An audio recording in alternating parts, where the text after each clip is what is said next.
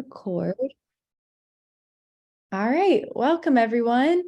So glad that you could be here today. We're so excited to have Mark Phillips here with us. I'm going to go ahead and kind of get us started with some housekeeping. My name is Charlotte Pate. I'm Farmer Support Coordinator with ASAN. And I am just delighted to be able to coordinate the Alabama Craft Network. And hold on one second, I got my notes here, so I won't miss anything. All right.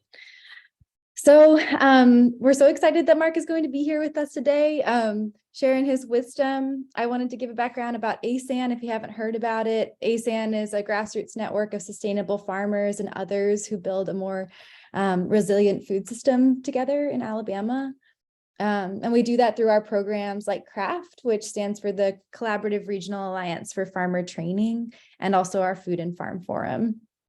And if you want to attend more craft workshops, you can find out about that through our e-newsletter or online on Facebook or our Instagram. And also we're a membership organization, so just encourage you all to become members if you're not already members. Craft started in 2019, and it was built on a long history of farmer-led on-farm training and social networking. Currently, it's run by a 17-person farmer steering committee that designs a lineup for the year. And maybe raise your hands. We're a small bunch here. If you're on the committee. I know Guru's on the call. Yeah, awesome. Hold on one second. We got someone in the waiting room. Alrighty.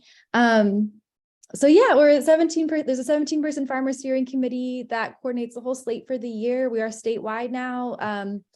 Craft started in just central Alabama. It comes from a program that started up in the Northeast, and we've adapted it to work for us down here. And if you're interested in learning more about that, or if you're wanting to lead a workshop this year, now's the time. You can get in touch with me about it, or really any member of the steering committee. So this particular workshop was coordinated by Vernon Sanders. He can't be with us today, so just want to give a big shout out to him for all the work that he did to coordinate this workshop and make it happen. So thank you, Vernon. You'll hear us later in the recording, so thank you. Yeah, alrighty. So I feel like that's pretty much all the things that I had to do with housekeeping. We're going to have a little bit more of a discussion today. So just, we're a small bunch. So if you're not feeling too shy, maybe come off camera so we can see your faces. We're going to be engaging with each other today, and with Mark too. So yeah.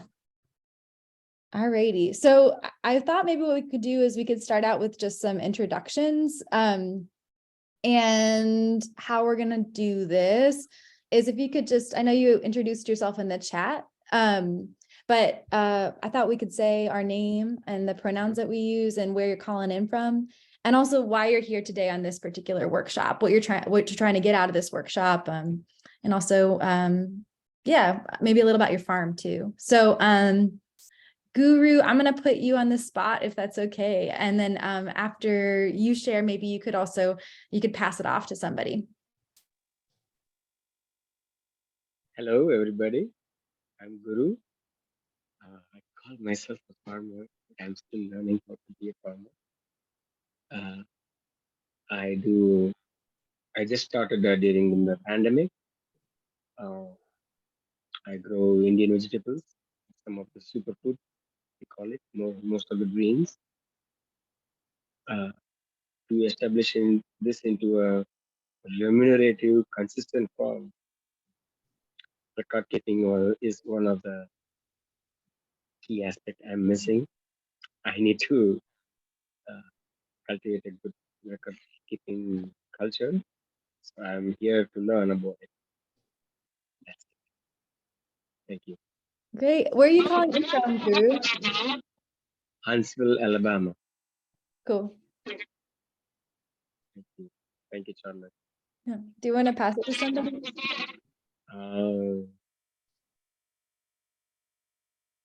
I pass it to Mark. I'm glad to be with you all today. I look forward to speaking with you. I enjoy meeting you. I am a CPA. This is my 40th tax season. And I told Charlotte, farmers are near and dear to my heart. I grew up in Blount County, and I had several aunts and uncles that had farms. I grew up when I was a teenager baling square bales of hay way back then. That was the way it was done. I picked tomatoes. I had aunts and uncles that had laying hens, so I gathered eggs. But I am glad to be with you. Thanks, Mark. Do you want to pick someone to put on the spot? Robert, how about going next?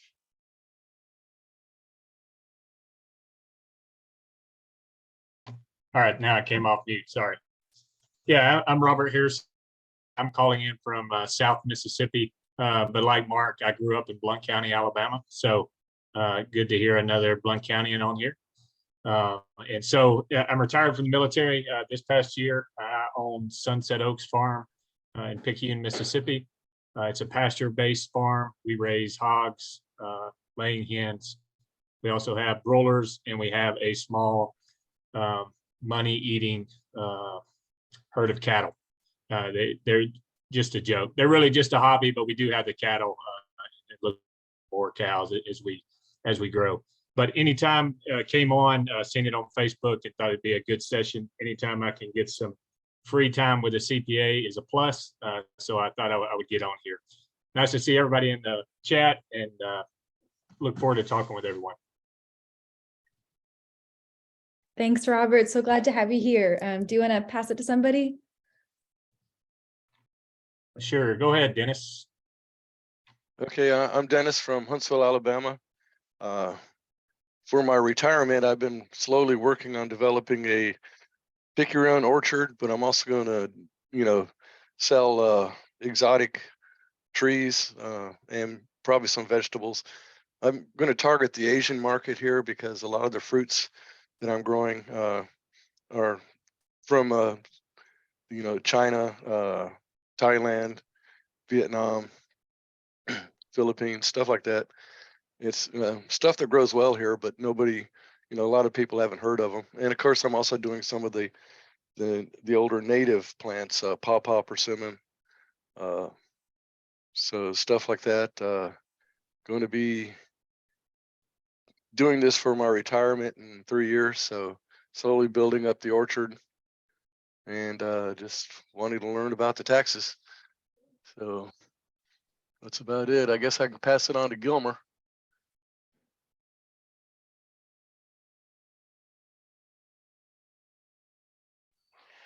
Yeah, I'm just beginning. So I'm still in the process of acquiring property and everything in it, suitable to start a farm. So I'm really just a newbie here.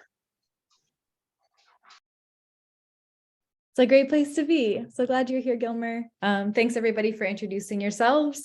And I guess without further ado, we're going to pass it off to Mark. I'm going to go ahead and put it on. All right, yeah, on mine, it'll be speaker view. If y'all go up to that window pane in your right-hand corner, you can change the view of your gallery. So if you wanted to do speaker view, then it could just focus on Mark during the time that he's presenting. All right, thanks. We'll pass it off to you, Mark. Thanks so much. Once again, thanks for being part of the meeting tonight. I'm excited about being part of it. We want to talk about record keeping. I'm going to throw in a little tax. Being a CPA, I can't avoid it. What I would start with, we're going to go with the basics about who are the users of your financial information and why do they want to see financial information. The most important user is you. With costs going up daily, I mean, it seems like every time you go to the store, something is more expensive than it was. You want to track your income and expenses and see where you stand financially. So even though there's other third-party users, the most important person is you to know where you stand with your income and expenses. Of course, another person that uses this is the taxing authorities. The IRS, the State Department of Revenue, they're keenly interested anytime you might make money. They want to get their portion of it, their tax. You want to keep good records so that you don't overpay. That's a terrible thing if you miss a deduction and overpay your taxes. Almost as bad, or maybe worse, is if you get audited and you don't have a good record of your deductions. So the taxing authorities, when you interact with them, you want accurate records to be fair to yourself and to not have a problem with those taxing authorities that are looking at your income and expenses. I want to throw in something else. Some of you mentioned that you were new farmers. I want to talk just a second about hobby farm rules. Over the last couple of years, I've had a couple of cases with the Alabama Department of Revenue and the IRS with them making allegations that some of my clients had a hobby farm. The main provision that they cited, both the IRS and Alabama Department of Revenue, was that you didn't have a profit in 2 out of 5 years. That is one of the stipulations to avoid hobby farm allegations, is that you need to have a net income profit in 2 out of 5 years.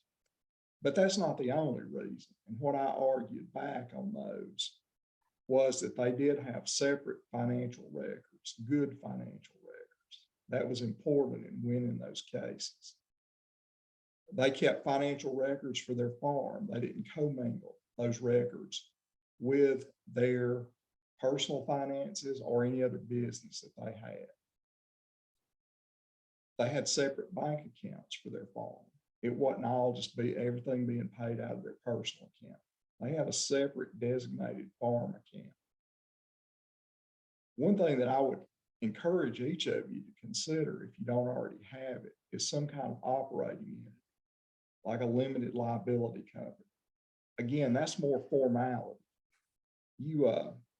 When you go to the trouble of engaging an attorney and setting up an LLC, that's more evidence that you have a business purpose for your farm. And it's a good rebuttal if you ever get audited. I'm not going to practice law tonight either, but my attorney friends tell me that if anything ever happens, that limited liability company does give you some legal protection. If you're on farm business and have a wreck with your truck, yes, you might have insurance, but if the business purpose is covered by that limited liability company, then it protects your personal assets too. So other than formality of business, it does provide some legal protection for you. When you get that limited liability company, you get a separate tax identification number. And just as all of us have a Social Security number, you can apply and get from the IRS a separate tax number. Again, that's more formality that you have a separate business. You know, the whole purpose, what you've got to prove, is that you have an operating business that you're engaged in for profit or to increase your investments. Some years you're not going to make a profit. You have to take your money and reinvest in equipment, livestock, whatever. So that formality gives you a better argument that you do have a for-profit farm, and makes it harder for taxing authorities to attack you. Let's talk about another user, banks and other lenders and credit institutions. Sometimes it's, especially a big piece of equipment, something like that, you got to go to the bank. You need a banker that's a friend. Well, they're going to want proof of your credit worthiness. And one way is your financial records. this is what I'm bringing in, this is what I'm spending. And then usually annually or sometimes more often, they want to have evidence to maintain that credit relationship with you.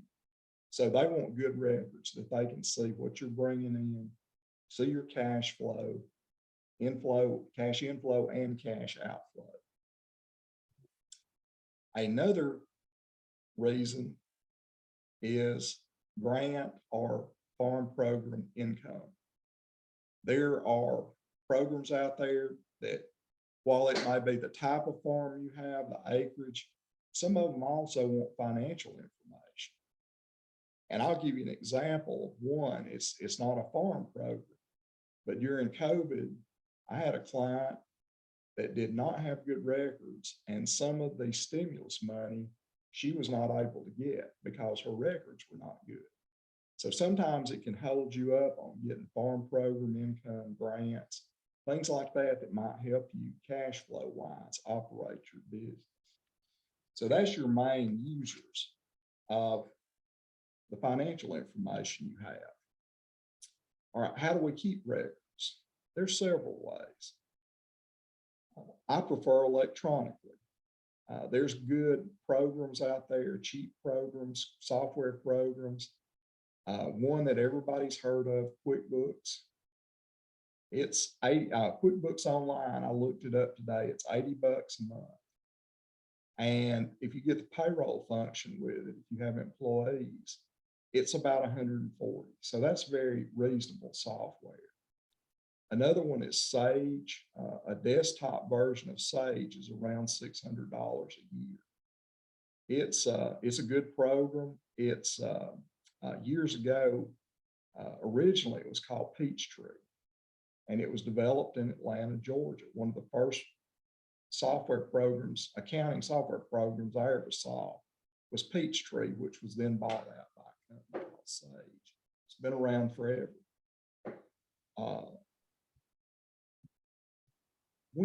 If you get these programs, they will have some accounts, common accounts, already programmed in their software, like repairs, supplies.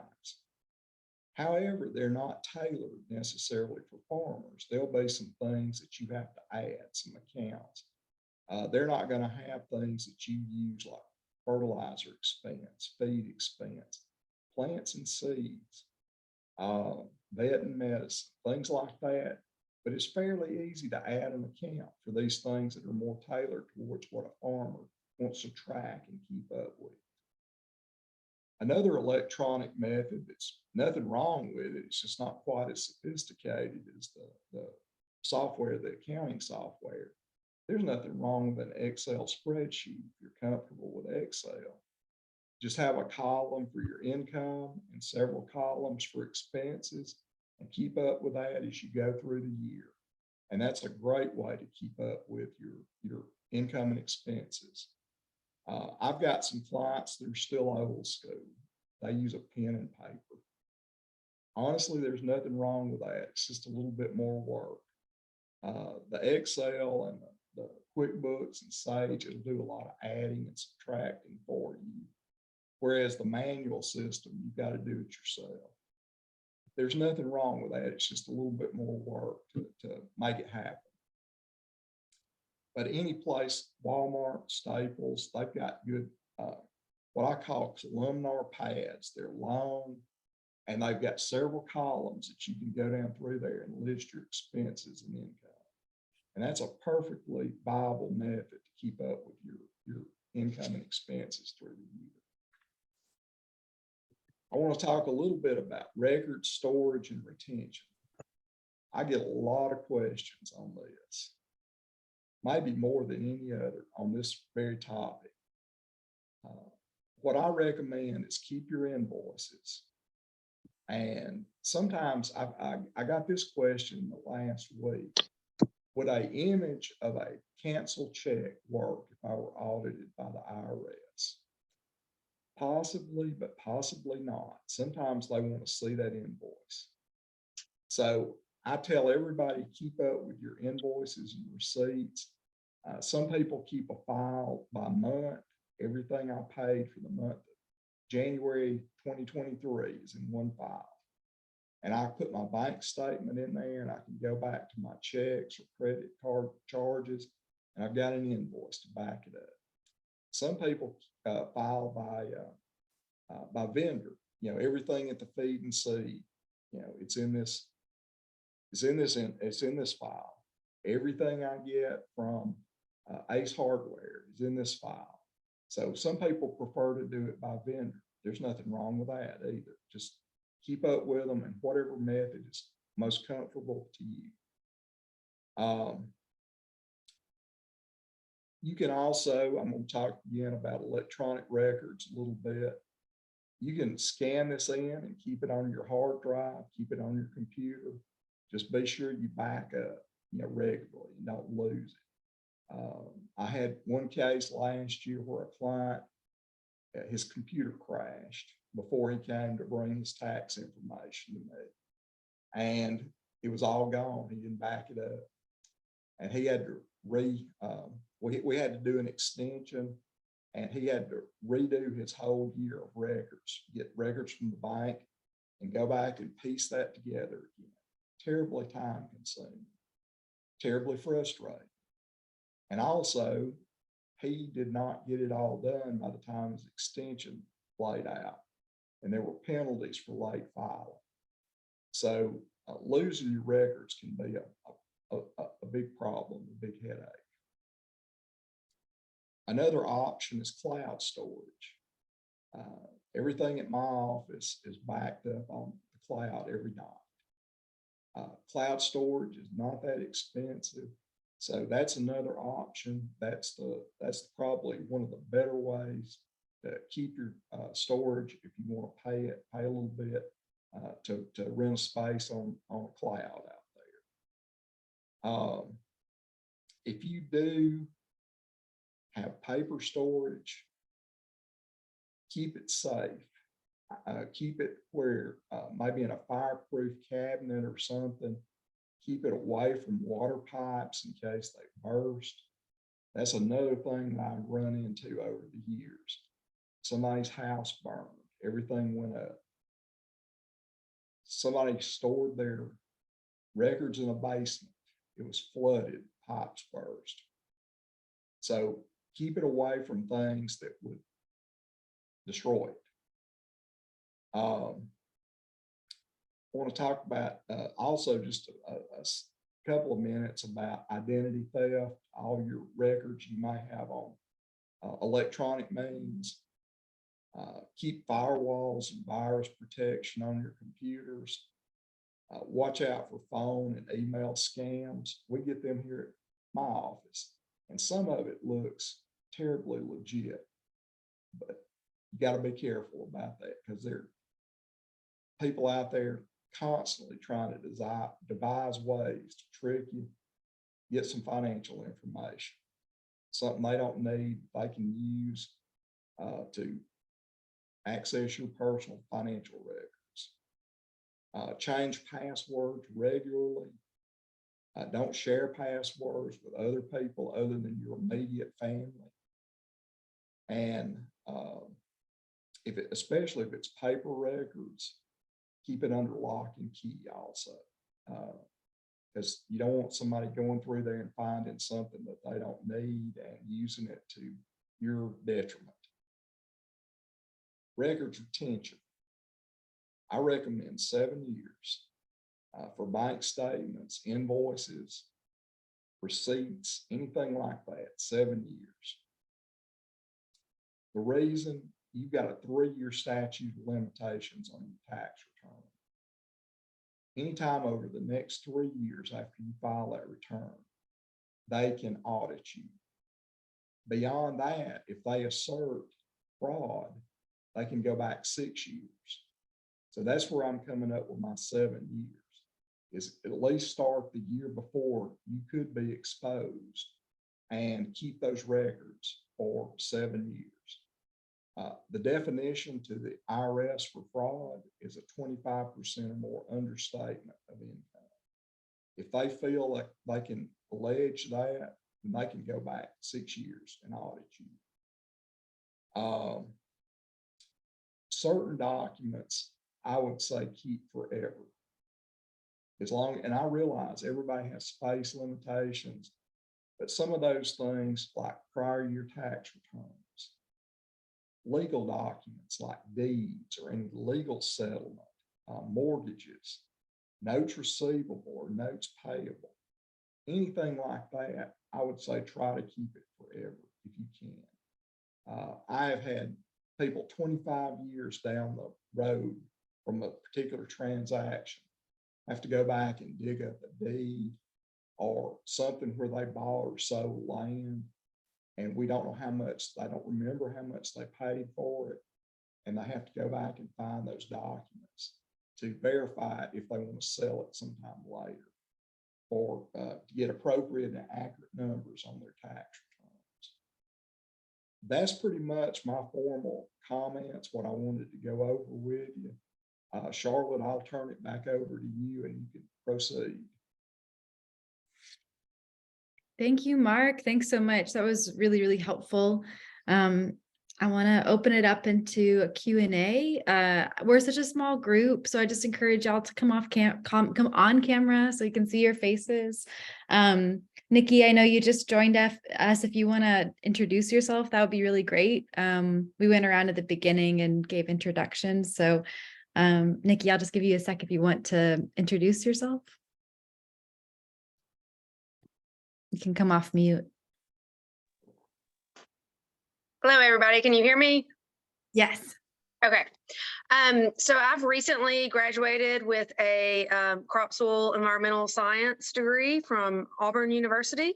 Woo! And yeah, I'm job searching, and I'm a little bit filling my time with just these small bits of opportunities to gain other information, and really accounting and finances are not my strong suit. I'm a scientist. So when I saw this offered, and I just unfortunately just looked at my email and saw that it was going on, I had not put it on my schedule for today. So so yes, I'm looking forward to just gaining some more information on anywhere from small owner farming, small cooperative farming, sustainability, and in that realm. Great. And where are you calling in from? I'm in Central Alabama. Great. Thanks so much, Nikki. Yes, thank you. All right. So I think we'll just open it up for questions, Mark. So if y'all could just maybe just keep questions sort of like succinct. We'll have lots of time. Hold on a second. You, Dennis. Yeah, I got a question. Oh, yeah. Go ahead. Okay, sorry, I thought did you want to talk to somebody else? Oh, no, go ahead. I just had a Okay. little back, so I was muting, so. Okay, well, actually, I started my orchard a couple years ago, and I won't be really doing business for 2 to 3 years. You got to wait for the trees to get so big before they start producing fruit and everything. But right now I'm spending a lot of money. I bought the property, bought a tractor, cleared it. It was forested, so I cleared it, got rid of stumps, planted around 200 plants. Most of them are trees, but some bushes and some vines. And just need to know how far back can I go when I officially start the business? Can I go back to the beginning and try to recruit all these investments? And how do I do that? I've kept the records. I've got the receipts. That's a great question. What I would recommend is think about going and starting filing a Schedule F, maybe even now, especially with an orchard like your endeavor is. They will give you, they being the IRS, will give you a few years to get up and producing fruit. So I think while you're spending these dollars now, I would go ahead and consider going ahead and starting putting a farm schedule with your return. The other thing is, and jogged my memory when you asked that question. Even when you get to having fruit that you can sell, even if it's not much, go ahead and show some income on that farm schedule then. But yeah, an orchard is a long-term endeavor to get it up to where you can actually produce enough fruit to say, hey, this is worthwhile. But I would go ahead and consider now starting to schedule F on your return. Thank you.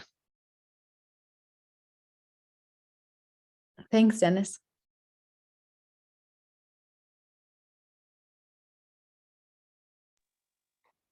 This is Gilmer. One of the biggest things I want to do with my farm when I started, I want to probably going to donate the biggest part of whatever I raise and just sell enough just to kind of, recoup some income to keep me, able to keep going. Is there anything special I would need to do for taxes if most of the things I'm going to grow are going to be donated? Gilmer, not really. What the situation will be, the items that you have to buy, the money you spend will be deducted in the form of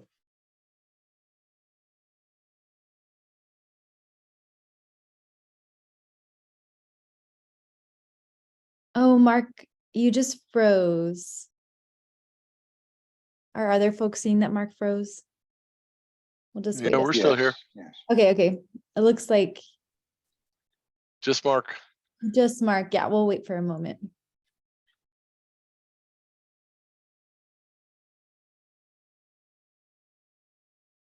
Some of you missed the Donna Summer song in the beginning. I should have it on cue, so when we have technical difficulties, then I can play it. He's probably just talking, explaining everything. You're going to have to do it all over again. I know. You can just tell. Oh, there you are, Mark. Yeah. You're back alive. You're Everything went frozen. blank there for a minute. Let me go. I don't know where it cut off on you guys, but all of a sudden everything went blank. What I was saying, Gilmer, is that your money that you put in your crop, that will be your deduction. So as far as what you give to a food bank or a charity or anything like that, you're getting your deduction when you're spending that money to grow that crop. Okay. All right. Thank you.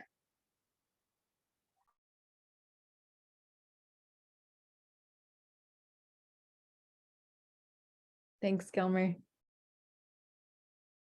You're welcome.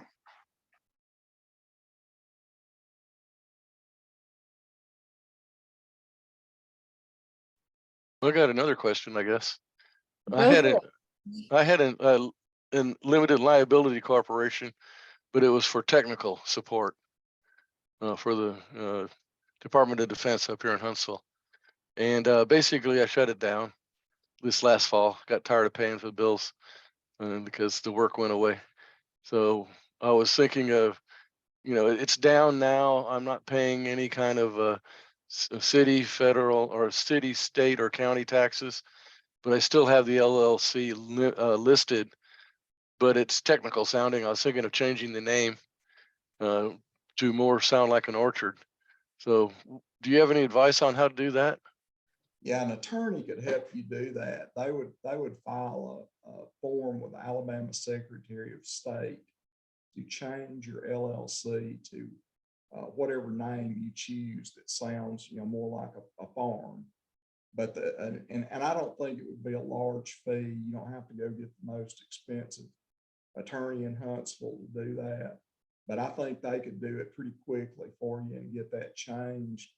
Now, let me mention one other thing. Since you've still got your LLC, you have to file a return, even if it's no activity. I mean, even if you have not earned one dime, and you have to pay Alabama privilege tax. Last year, that privilege tax for 2022 was $50. And they're eventually going to phase that out. They're phasing out the Alabama privilege tax. It was 100. And now it's down to 50. And I think next year it phases out. But you still have to file a no activity return and tell the Alabama Department of Revenue and the IRS, hey, I had zero income. So yes, I would either recommend just totally dissolving that LLC or change the name and use it for your farm. Oh, thanks. Which forms would you get to file for your LLC, and if you had no activity? Is there certain forms you have to get? That's a good question. If it's a single member LLC, meaning only one owner, let's just say you're the only owner, then it would be an attachment of Schedule F on your personal return, your 1040. And you would put, the LLC would have just as I mentioned in my comments, it would have a separate taxpayer identification number. And you would have a formal name for that LLC, Turner Farms or whatever. And you would put that on your Schedule F, and you would put the ID number, the taxpayer identification number on your Schedule F. Then you would also have to file an Alabama privilege tax return in addition to your regular returns, federal and state, that you normally file. However, if there's more than one owner, more than one, they call them members in an LLC. If there's more than one owner, then you have to file a partnership return. It is a separate return. It's a Form 1065 and Alabama Form 65. But yes, if you have more than one owner on your farm LLC, it is a separate tax file.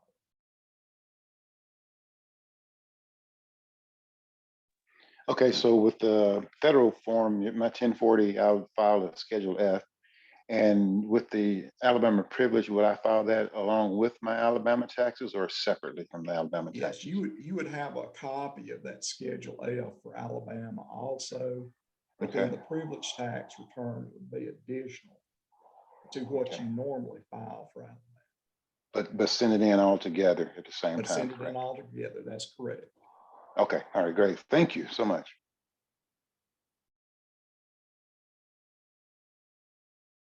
Great questions, y'all.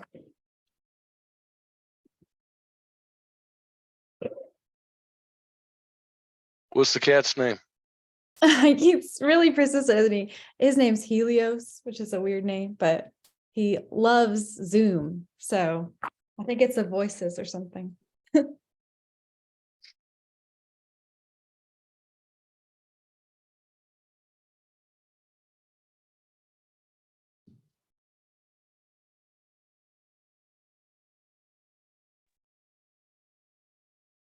Any other questions, y'all? We've got tons of time. So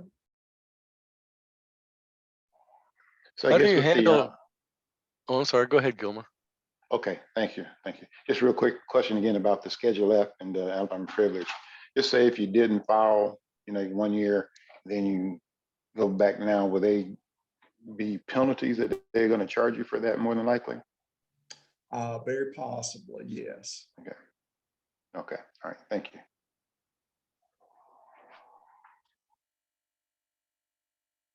Hey, in North Alabama here, we had a really serious freeze.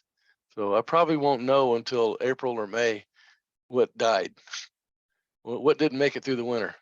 How do I account for that? Just look for what does it take to replace them? Well, what the situation is we're what's known as a cash basis taxpayer. Yeah. In other words, right now, all we have to worry about was what happened in 2022. We can look back and know what happened for 2022. As far as anything that dies right now, we don't have to worry about it till spring when we file for 2023 in the spring of 2024. So yeah, you're on basically when it happened. And we're filing 2022 returns now. So we kind of know what happened last year. So you have to look back and see what died or what happened. Yeah. And get that. Well, the on freeze your happened in December. So, but you won't I know got until you. April. Yeah. I got you. Yeah. Yeah, unless you can prove it, you'll have to wait till 2023. The other thing is file an extension. You can file an extension and you don't have to file your return for 2022 until October 15th. By then, you'll know. So that's another possibility, is file an extension. Okay, thanks.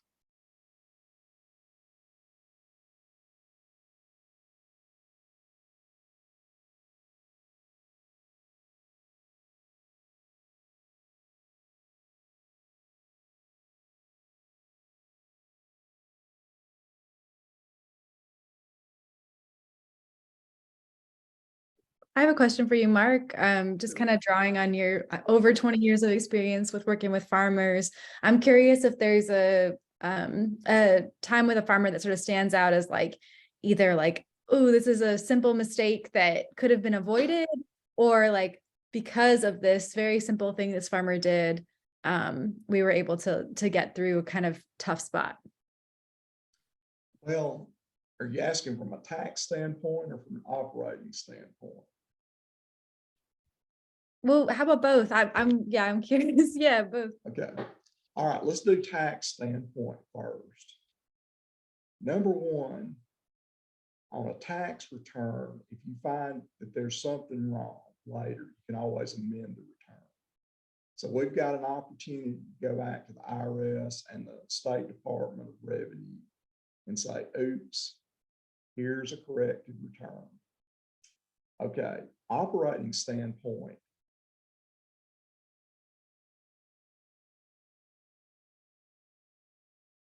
He froze again. I don't know if you can hear us, Mark, but you froze.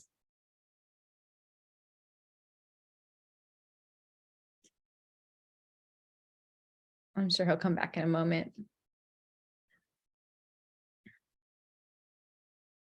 Sage or Oh, hey, Mark, sorry, you froze just from, you said operating standpoint and then it froze okay. again. All Yeah. right, from an operating standpoint, what the first thing I mentioned was you're the most important user of your financial information.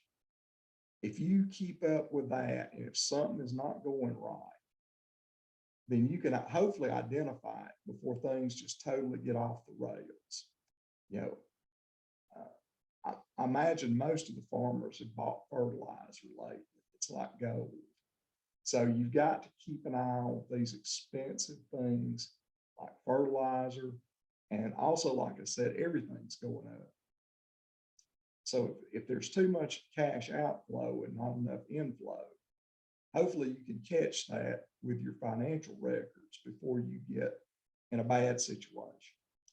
The other thing I was mentioning was on QuickBooks and Sage, the accounting programs, you can actually print out a financial statement, profit and loss, and see year to date, I've spent this much, I've taken in this much, I'm in the hole. Or you can do it by month. You can do both. You can say, this is what I spent in the month of January. Or we can get to July and say, this is what I've done through July.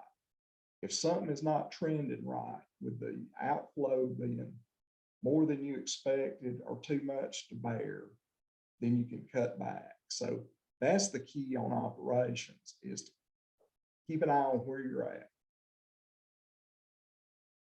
That's really helpful. Yeah, just like working it into monthly routines and things like that.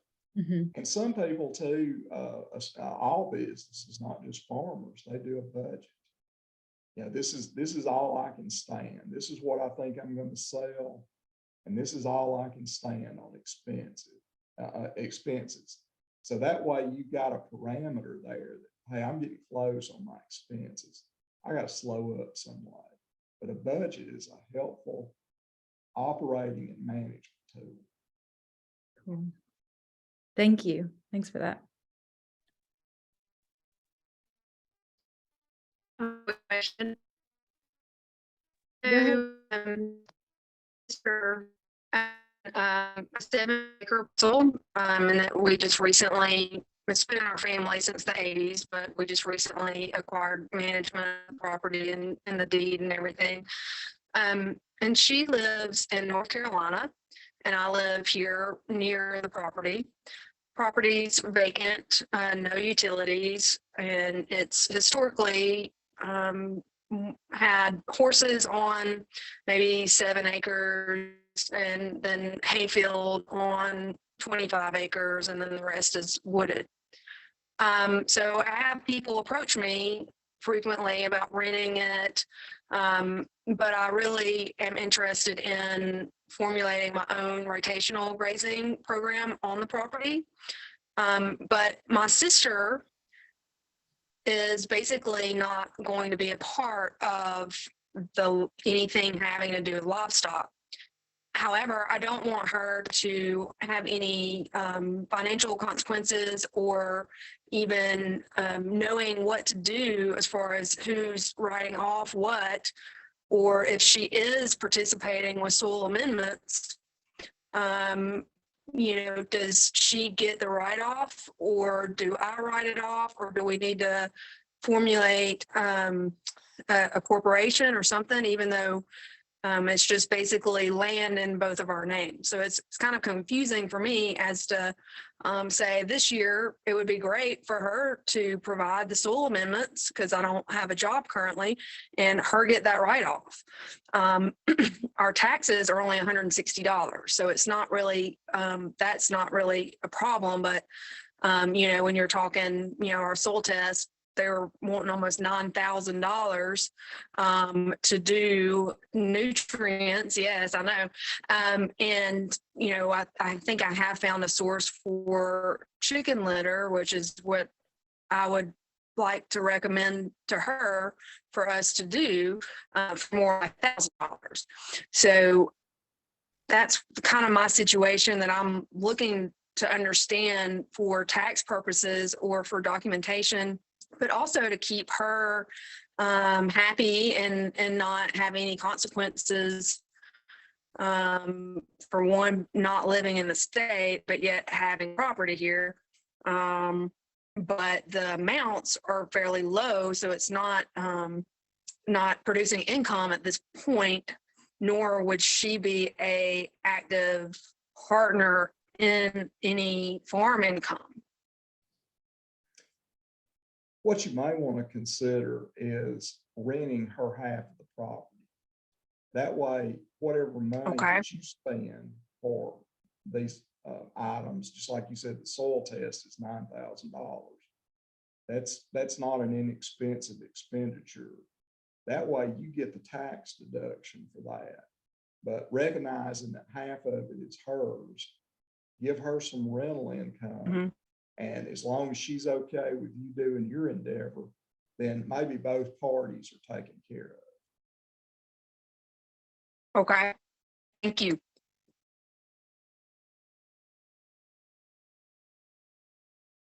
That's a great question too. We last week we had a workshop with ASAN on collective ownership of land. So I really appreciate that question, Nikki. Thank you.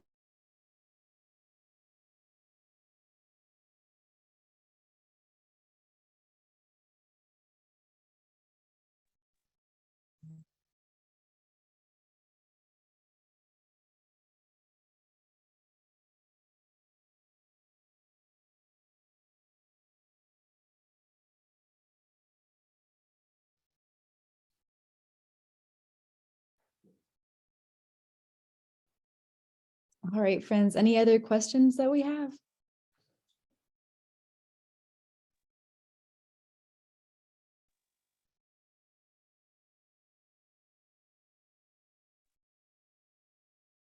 I guess there's no more questions, so I appreciate you pulling this together, Charlotte. Yeah, no problem. We'll just stop there. Thank you, Mark. Give Mark a round of applause. Thank you so much, Mark. I'm going to plug a few things. Thank you, Mark. Thank you. Thank you. Y'all, I'm going to put a link for membership in the chat. Thanks for spending your afternoon with us, your evening with us. We have a workshop next month on the 26th of, or well, yeah, on the 26th of February. I thought it was February, just it's still the 31st, so next month. And it's going to be in Gurley, Alabama. There are some North Alabama folks on this call, so if you are interested in learning about electric fences, we're going to be putting up an electric fence together. That's going to be geared towards goats and sheep. And it's going to be a solar system, and also we'll be having a giveaway for some chargers. So that's pretty exciting too. So hope you can show up for that. I'll put the link in the chat. And yeah, if you're interested in getting more involved, or maybe being on the steering committee of craft that coordinates these events statewide, just shoot me an email. I'll stick that in the chat too. But otherwise, y'all just have a great night. Thanks so much. Thank Thank you. It was you. very informative. Bye-bye. Appreciate it. Thank you, Charlotte. Thank you, Mark.